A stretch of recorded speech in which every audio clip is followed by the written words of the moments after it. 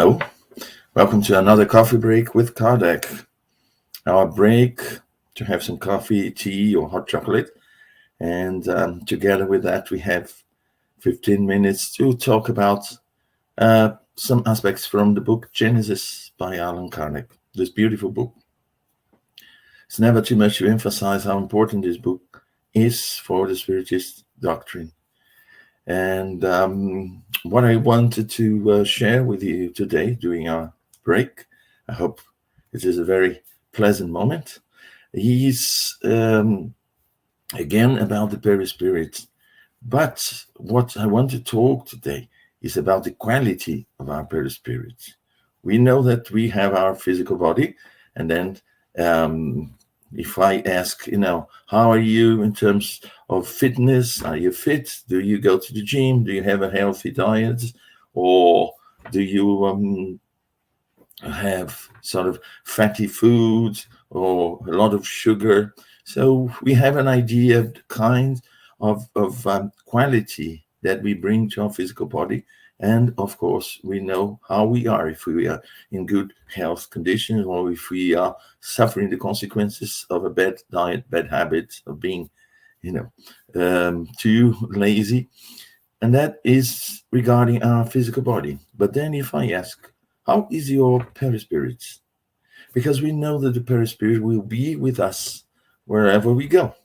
If we are in the physical world, while we have our physical body, we also have our Perispirit around us. During the night, when we sleep, we go somewhere, or we may perhaps even spend the whole night next to our physical body, thinking about something, but we are there, spirit and Perispirit, and the physical body is left aside, And when we die, we leave behind our physical body, and we carry on with our Perispirit. And we come again to a physical body, we reincarnate.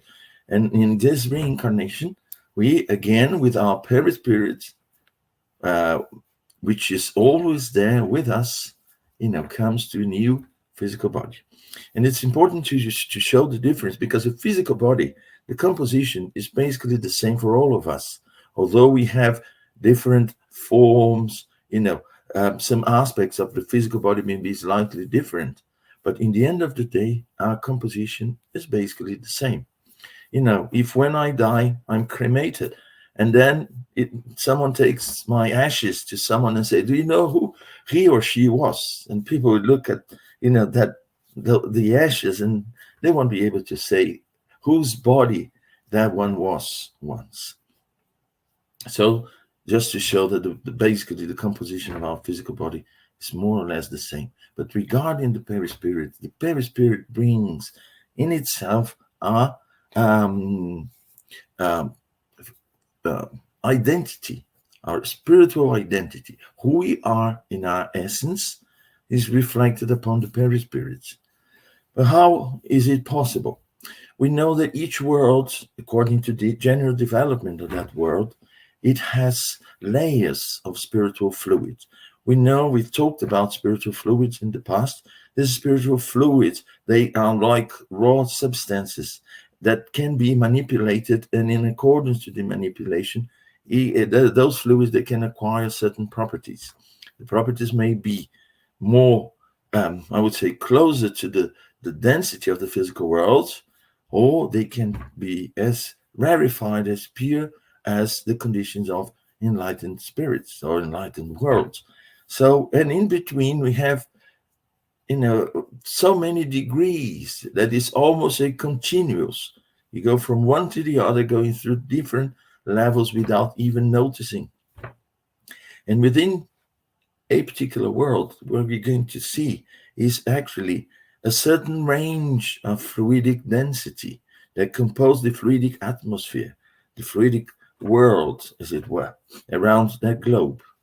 And it is from there that we, as spirits, our essence, will draw the raw material that compose our Perispirits. But we are not changing Perispirits all the time. It's not that today I have a Perispirit, tomorrow I have a different one. Today I'm a very religious person and my Perispirit is has got certain properties, but tomorrow I'm more concerned with material things, and then my perispirit will be different. No, we have our essence. Our essence is what it is at the moment.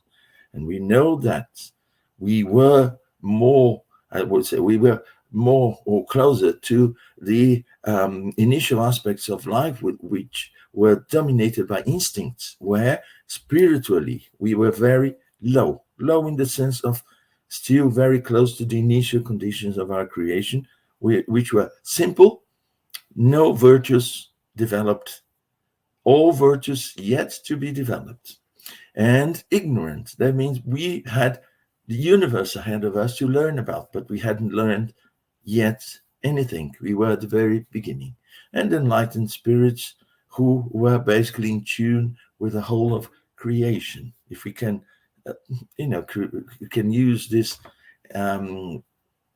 allegory to give us an idea of what an enlightened spirit is. But we are so far away from an enlightened spirit that it would be difficult to conceive anything different from a spirit that is aware of the whole of the universe, is in tune with the whole of the universe, the whole of the creation, who understands what God really is. But let's come back to our world and the fluid. So we draw from these fluids. These fluids, they have several substances. Like we go in the forest, we see different types of tree, different animals. All together, they compose that habitat. And we can imagine that the fluidic atmosphere of Earth is a mixture of less and more dense fluids. And we'll pick up, like in a supermarket, according to my diet, my habit, I will pick up what is compatible to me, to what I want, to what I do, and some other people will pick up different things. So we have all that. So our spiritual, naturally, according to our moral development, and this is very important, moral development. That means the spiritual development that we had. So we can use moral and spiritual, interchange the words in this sense that the spiritual development, the moral development that we have in our essence. And according to that, we will draw more or less dense elements from that fluidic atmosphere. If a more evolved spirit, more enlightened spirit incarnates here, he will draw or she will draw from the higher, the more purified layers of spiritual fluids, the perispirit. But we are a mixture of these substances. So each one of us, when we come to our planet, be we incarnated or in the spirit world around Earth, we will draw our perispirit and stay with that perispirit, with that composition that characterizes who our essence, what our essence is, who we really are. But am I going to stay with that perispirit forever? No. If we go to different worlds, as we are today, we will go there and we'll draw. It's like almost like an attraction. I will attract to myself the elements that compose, fluidic elements that compose that spiritual atmosphere. I will draw the elements that are compatible to my level, and then I will compose my perispirit. So in this case, I'm changing my composition of perispirit according to that other world, but the quality will be the same. I mean, the quality will be, it's like changing colors, but you may use lighter colors, lighter hues of the same color, light blue, dark blue, light green, dark green. So if I'm of a lower rank spiritual level, I will always draw the dark colors wherever I go. If I'm of a lighter, a higher spiritual level, I will draw the lighter colors, the lighter hues wherever I go. Again, just to make a parallel. So in this case, I would change my perispirit, the composition of it, but not the properties, because the properties will be similar and always in accordance who I'm really am as a spirit, as an essence. Sorry. And I'll change that, and I'm changing that also all the time. And what do I need to change that? To evolve morally. to evolve morally. And that's why Spiritism has got 5 books. And within the 5 books, we know the Spirit's book, Medium's book, we have a Gospel, according to Spiritism. We have also Genesis, and we have the book Heaven and Hell. Of all these books, and I would say that Spiritism is not a religion as such. It is a philosophical science. It is at the same time a scientific philosophy with moral consequences. And why moral consequences? Because we see that our moral level, our spiritual level, our level of enlightenment, which is in accordance to our moral development, is what is going to give ourselves, our perispirit, the properties that it has.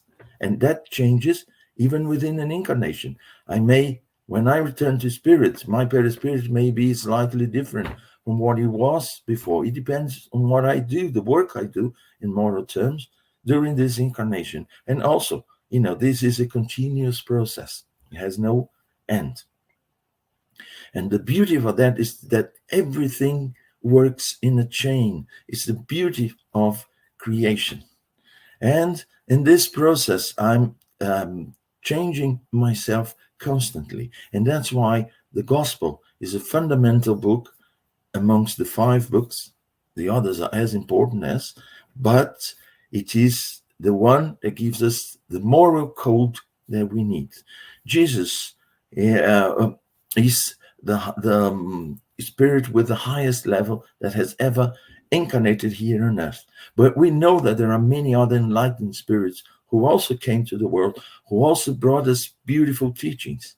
And even atheists who keep for themselves a moral code. If it is a moral code that is based on the same values as we find in the Gospel and in so many other religions as well. I mean, you don't have to be Christians. We are not saying that, without being a Christian, we won't be saved. No. What is important is our moral transformation. We can get moral transformation in different ways. But when you get these teachings and when you use the teachings from the highest spirit that has ever set foot on earth, then, you have the examples there. You have a moral code to follow. It doesn't work if we read a book, if we understand, we know the teachings of Jesus by heart, but we don't apply that on our daily life. The important thing here and everywhere in this universe is to apply the teachings that we have, that we gain. The moral code of conduct should be applied by us. This is the important thing. Well, going back to the quality of our perispirit.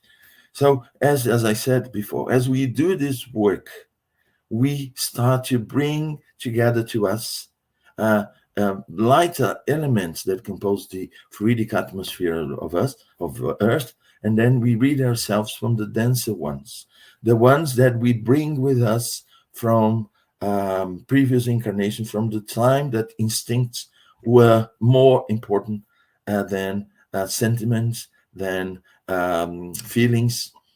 And as we evolve, as we become more purified, naturally we bring to compose our perispirit the elements that are similar to that. It's like, being a fish. A fish lives in water. If you take out of water to a different environment, it won't be able to stay alive for too long. The same with us. So basically, the environment around us is the one that has the better conditions, that we have affinity and has a better condition to keep us alive. And just to give us an example.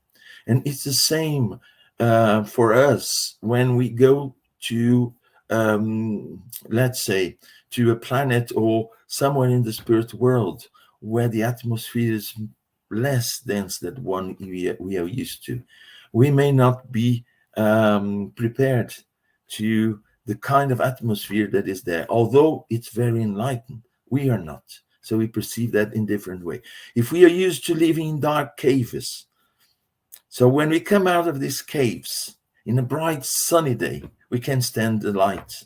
We have to keep our eyes closed, and we run back to our caves as soon as possible, because there we feel more comfortable. But slowly we come out of that, we get accustomed to the light and the environment around us, and then we start to appreciate. That's when we become more enlightened. We have a lighter perispirit, so the quality of our perispirit is improved, and then we start to enjoy a different dimension of life, which is much lighter, much brighter, where the spirits who share that environment with us are more purified. So the important message here is to remember that each day, when we make the effort to improve ourselves in moral terms, and we have to understand the moral codes very much. As I said before, for those who are not Christians and say, well, I'm not Christian, but I follow so and so, I love the teachings of so and so. Well, if they teach you to be good, if they teach you to value what's important in life, so you already have a beautiful moral code to follow. And it's important to follow, to apply that in every single opportunity in our lives, every day, 24/7, because we are not here on holidays. We are here on earth to get out of here much lighter than when we came to this incarnation.